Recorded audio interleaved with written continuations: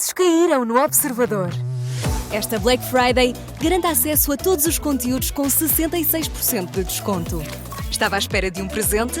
Não é Natal, mas nesta Black Friday, além do melhor preço do ano, estamos a oferecer 14 estadias em hotéis do Grupo Pacheca.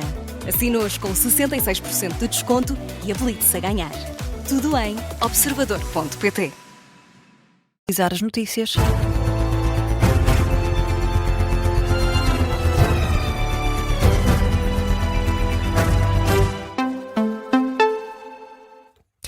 Jornal das 5 com a edição do José Rafael Lopes e Luís Montenegro diz que é preciso garantir que as escutas em Portugal são feitas dentro da legalidade. O Primeiro-Ministro ressalva que esse cenário se aplica a todos os portugueses e não apenas a quem é ou foi Primeiro-Ministro. É a reação de Luís Montenegro ao facto de a Procuradoria-Geral da República ter reconhecido que foram identificadas 7 escutas em que o ex-Primeiro-Ministro António Costa era interveniente e que não foram comunicadas ao Supremo Tribunal de Justiça por razões técnicas diversas. Em Angola, Luís Montenegro sublinha que as escutas têm todas de ser feitas dentro da legalidade. E Luís Montenegro falou ainda sobre a guerra na Ucrânia. Diz que o plano norte-americano para a paz na Ucrânia não preenche requisitos mínimos. O Primeiro-Ministro defende que a articulação com a União Europeia é obrigatória neste processo negocial e diz que é preciso mais velocidade em todas as negociações para alcançar a paz na Ucrânia. Ainda assim, Luís Montenegro deixa a ressalva de que o plano norte-americano não é o caminho certo. São declarações em Luanda aos jornalistas. Ainda assim, o Primeiro-Ministro salienta que todos os esforços de mediação da guerra são bem-vindos. E Luís Marques Mendes considera que o plano de paz de Donald Trump é um prémio para a Rússia. O candidato presidencial apoiado pelo PSD lamenta que o plano de paz apresentado pela Casa Branca tenha mais em conta os interesses russos. Marques Mendes deixa um aviso: se a Ucrânia perder a guerra, também a Europa está em risco. Se a Ucrânia perder esta guerra, a Europa perde. Se a Ucrânia perder esta guerra, é a segurança da Europa que pode estar em causa. Este plano de paz apresentado pelos Estados Unidos parece um plano de paz escrito em Moscou. Este plano de paz apresentado pelos Estados Unidos é um prémio para quem foi o agressor e o invasor da Ucrânia. Porque nesta guerra há um agressor e há um agredido. Este plano de paz verdadeiramente é uma injustiça. Uma injustiça para a Ucrânia e uma injustiça para os ucranianos. Luís Marques Mendes, num almoço com apoiantes, em Pombal, o candidato presidencial, aqui num registro da agência Lusa. E já foi divulgada parte da contraproposta europeia para o plano de paz para a Ucrânia. A agência Reuters revelou na última hora alguns pontos da contraproposta europeia. Inclui um limite para a dimensão do exército ucraniano de 800 mil soldados em tempos de paz. Estabelece também a entrada da Ucrânia na NATO. Estabelece também que a entrada da Ucrânia na NATO depende de um consenso no bloco de países da Europa e ainda que a Ucrânia seja compensada financeiramente pela Rússia com a garantia de que não tentará recuperar território ocupado. Estes são alguns dos pontos que fazem parte da contraproposta apresentada pela Europa para um acordo de paz na Ucrânia.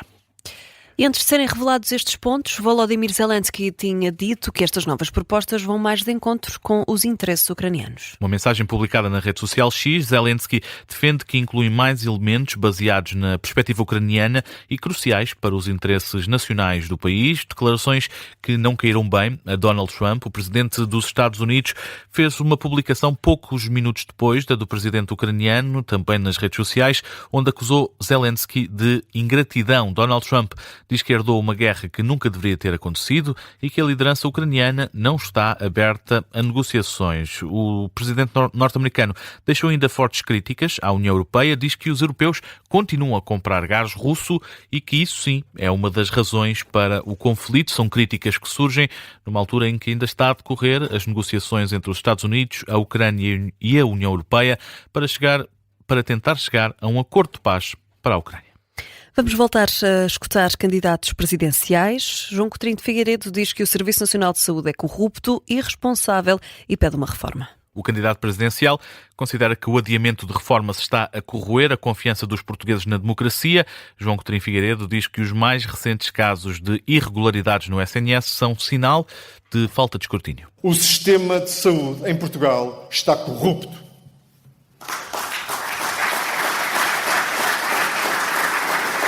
Está corrupto no sentido legal do termo. Quando funcionários de um centro de saúde numa freguesia com 3.700 habitantes recebem dinheiro para inscrever 10 mil imigrantes ilegais, 500 dos quais residentes no mesmo andar, do mesmo prédio, da mesma rua, em Lisboa, a 291 km de distância, e tal não é detectado durante anos.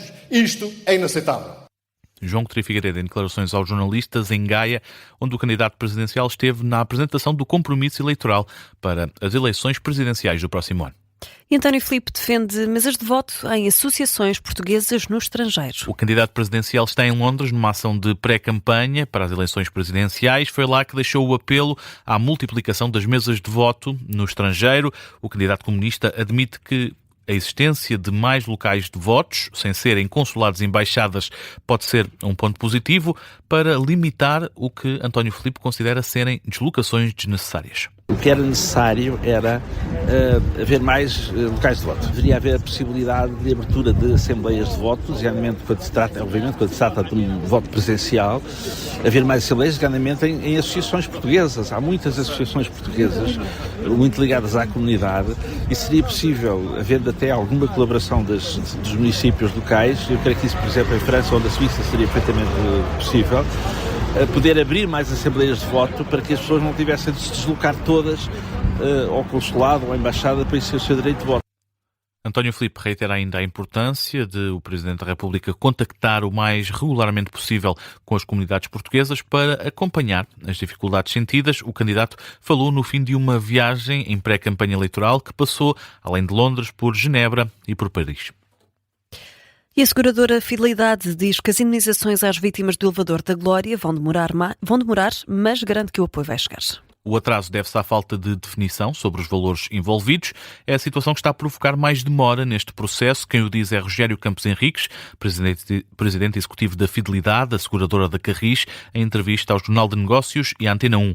Sobre o valor total das indemnizações, o dirigente não avança nenhum número em específico, diz apenas que vão ser vários milhões de euros. O presidente executivo da Fidelidade esclareceu também que já foram pagas as despesas hospitalares e de viagens aos familiares de todas as vítimas. O descarrilamento do elevador da Glória aconteceu a 3 de setembro, provocou 16 mortos e 2 dezenas de feridos.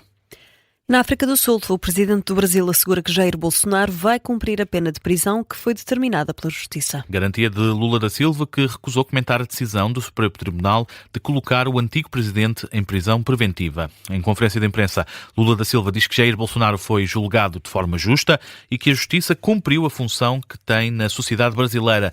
Acrescentou ainda que foram mais de 2 anos de investigação que levaram a esta sentença. Eu não faço comentário sobre uma decisão da Suprema Corte. A Justiça tomou uma decisão, ele foi julgado, ele teve todo o direito à presunção de inocência, foram praticamente 2 anos e meio de investigação, de delação, de julgamento, ou seja, então a Justiça decidiu, está decidido, ele vai cumprir com a pena que a Justiça determinou e todo mundo sabe o que ele fez. As palavras de Lula da Silva, aqui um registro da CNN Brasil, palavras que surgem depois de ontem Jair Bolsonaro ter sido detido preventivamente por existir risco de fuga na véspera de começar a cumprir a pena de mais de 25 anos de prisão. Bolsonaro que estava em prisão domiciliária há quase 4 meses. E em Riad, o Ministro da Economia destaca que existem várias oportunidades de negócio entre Portugal e a Arábia Saudita. No Fórum Empresarial Arábia Saudita-Portugal, Manuel Castro Almeida vai mais longe. Não só diz que Portugal oferece essa grande variedade de oportunidades de negócio, como também pode ser um importante centro de investimento e uma plataforma para países lusófonos. O Ministro sublinha ainda que Portugal é um país atrativo para investimento estrangeiro e salienta que Portugal oferece uma estratégia, salienta que a Arábia Saudita oferece uma estratégia para transformar Portugal num centro logístico verde e digital. Também no Fórum Empresarial empresarial. O Ministro da Economia e do Planeamento saudita convida as empresas portuguesas a verem a Arábia Saudita como um mercado e uma plataforma para subir para a região. Notícia de fecho do Jornal das 5.